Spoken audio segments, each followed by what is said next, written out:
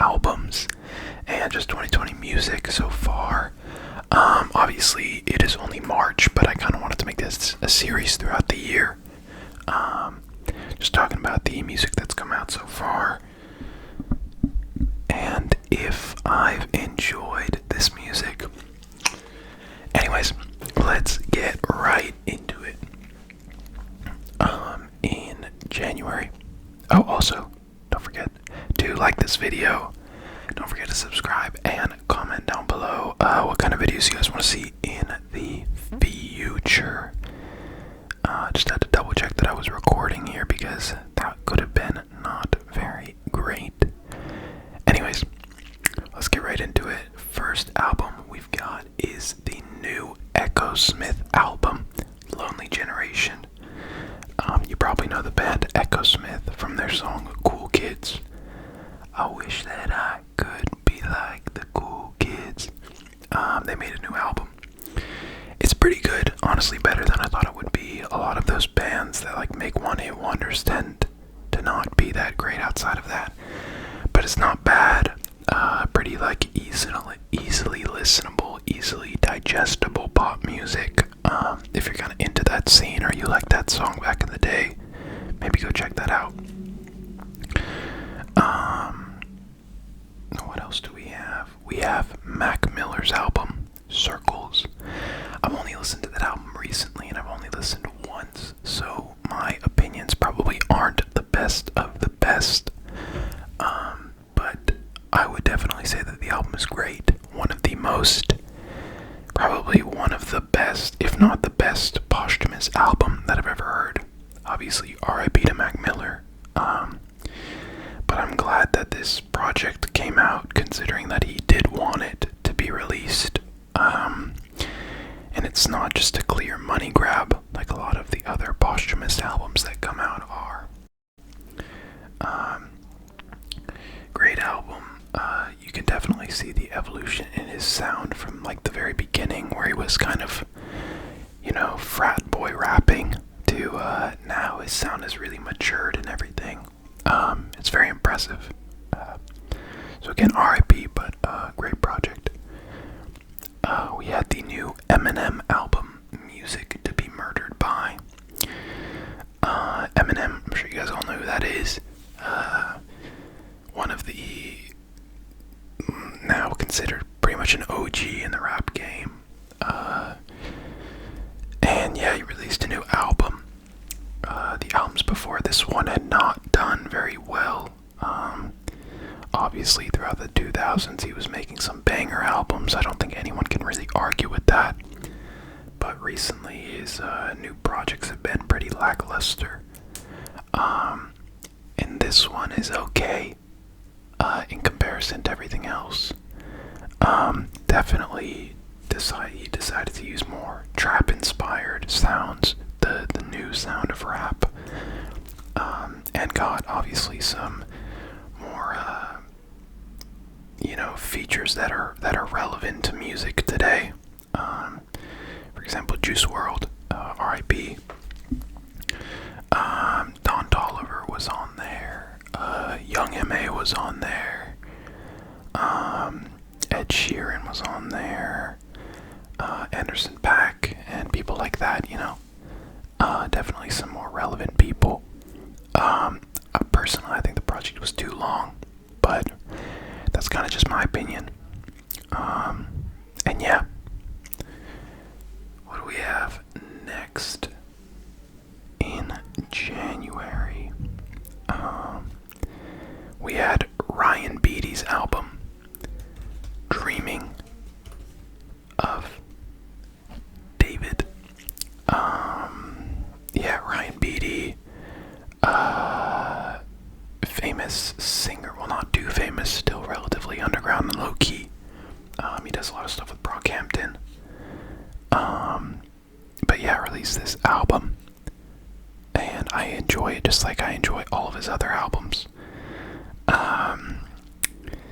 I don't really know how to describe his style. I guess it's poppy, but it's definitely an alternative lane of kind of dream pop. And yeah, I enjoyed the album. Wasn't anything amazing, for me personally. But I do enjoy his voice, and he's a bit experimental every now and then, which is great. I think pop music needs that. But yeah, next we had Jay Huss's album, Big Conspiracy. I'm not a huge fan of that, like, Afro swing UK hip hop sound, but the project was decent. Not half bad. You know, he had a Burna Boy feature, an LMA feature on there. Definitely could see some development in his sound, but I don't feel like it was, like, I would never go out of my way to put this project on. But not bad. What do we have next? I think that's about it for January in terms of projects that I listened to and projects that I feel like I have something to say about. Starting off February, we had the new Green Day album. Now don't get me wrong, I love Green Day. I love Dookie as an album. You know, they had some great hits back in the day, even when I was like not like a child. They had good, like, 21 Guns and 21st Century Breakdown. I love the album Nimrod. Warning as well is great. Obviously American Idiot's a classic. But what was this album? This new release is not good. It is so blatantly, like, boring, and it feels like it's trying to be something that it's not. I feel like they're just trying to make the same music they've been making for the past 20 years, and it's just not relevant and not cool anymore.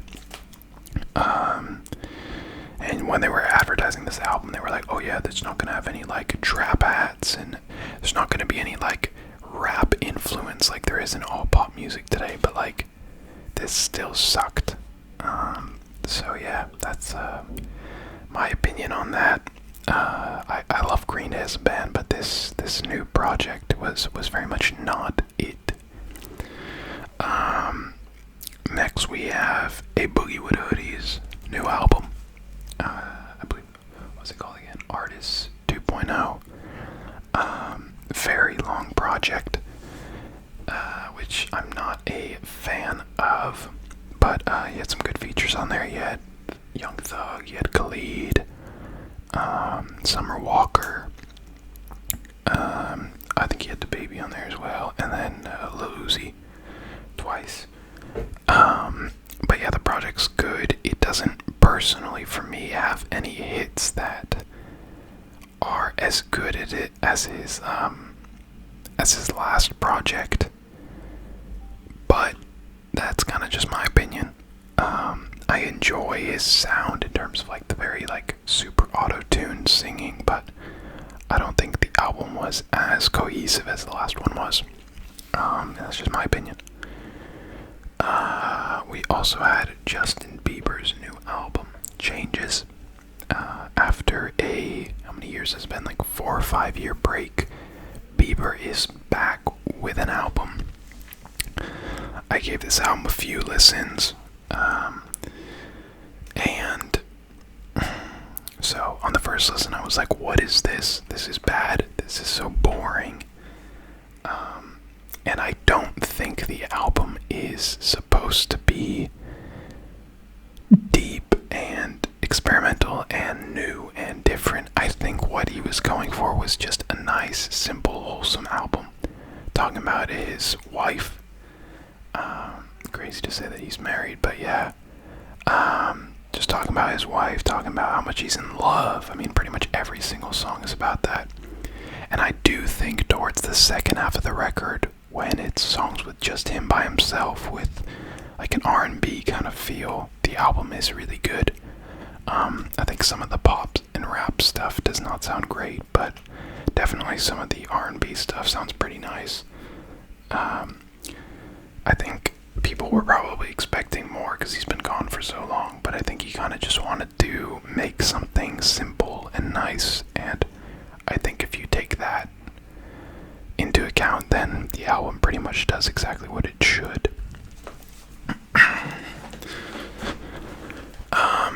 There was also the Tame Impala album, which I haven't gotten around to listening to, so if you guys have listened to that, let me know your thoughts in the comments below.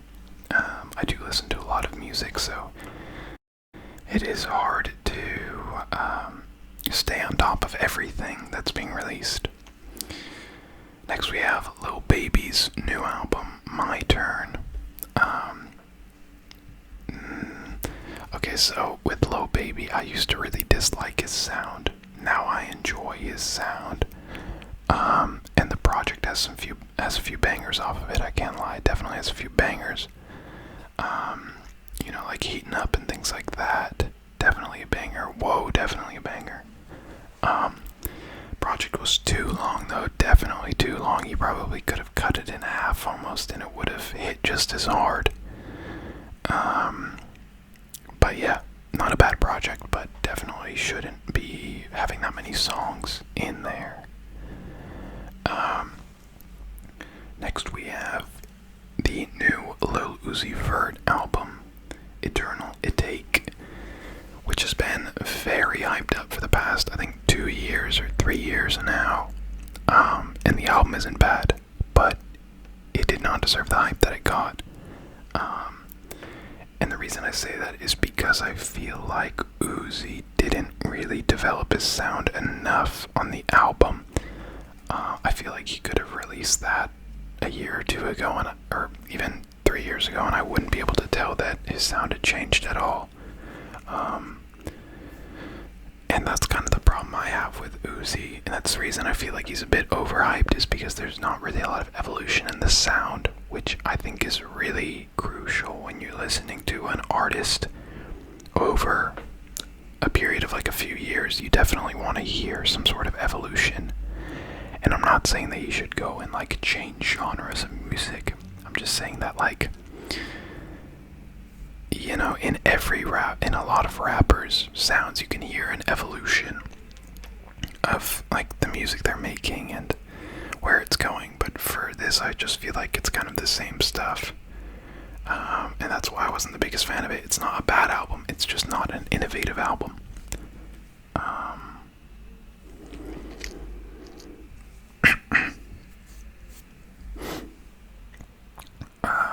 And then we have Don Toliver's new album, Heaven or Hell.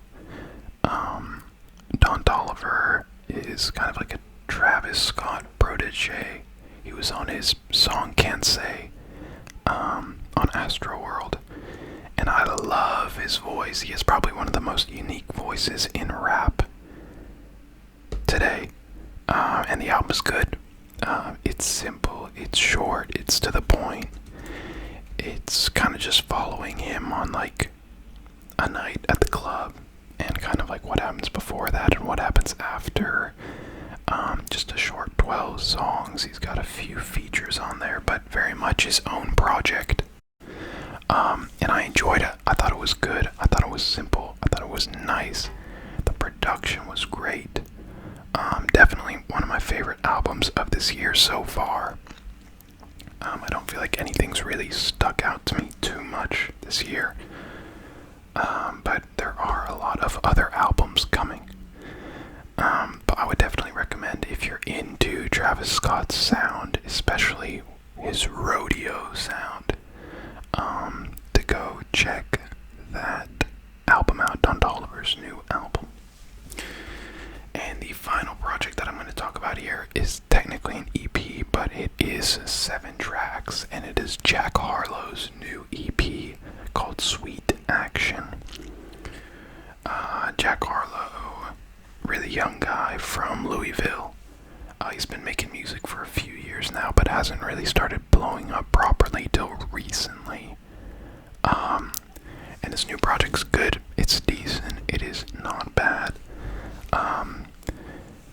I think he's still trying to find his sound and like what kind of rapper slash, he sings a little bit but not really, but like what kind of rapper he wants to be. And I think that, like, I think the music's good and it's catchy, but I think I'm waiting to hear a little bit more of his personality in some of the songs. And, like, I don't really know what to expect when I'm hearing a Jack Harlow song at the moment. So I'm kind of, like, waiting for him to kind of embrace a certain sound and go with it. You know, like when you hear a Travis Scott song, you're expecting to hear like a psychedelic kind of beat. Or when you hear a Lil Uzi Vert song, you're expecting to hear like a crazy, weird instrumental. But Jack Harlow, I feel like he's missing that right now. But by all means, that EP is good. It is filled with bangers. So I would definitely go check him out if you're looking for maybe a fresh artist in the rap game. And that is pretty much it, guys. That's kind of what I have for 2020 so far. Obviously, this month we have a lot of albums coming out. We've got The Weeknd's album, we've got Party Next Door's album, we've got Oliver Tree's album, Joyner Lucas's album, 5 Seconds of Summer, Jesse Reyes, Pearl Jam, Loud Luxury, a lot of artists. So I'm very excited. I'll probably make a part 2 to this series, maybe sometime in May or June-ish. But yeah, I hope you guys enjoyed. Don't forget to leave a like, comment down below about some albums I might have missed out, or about some stuff you want to see in the future, and do not forget to subscribe because we are almost at 500 subscribers. That is crazy. I can't believe it. But yeah, thank you guys so much, and I'll catch you guys next time. See ya.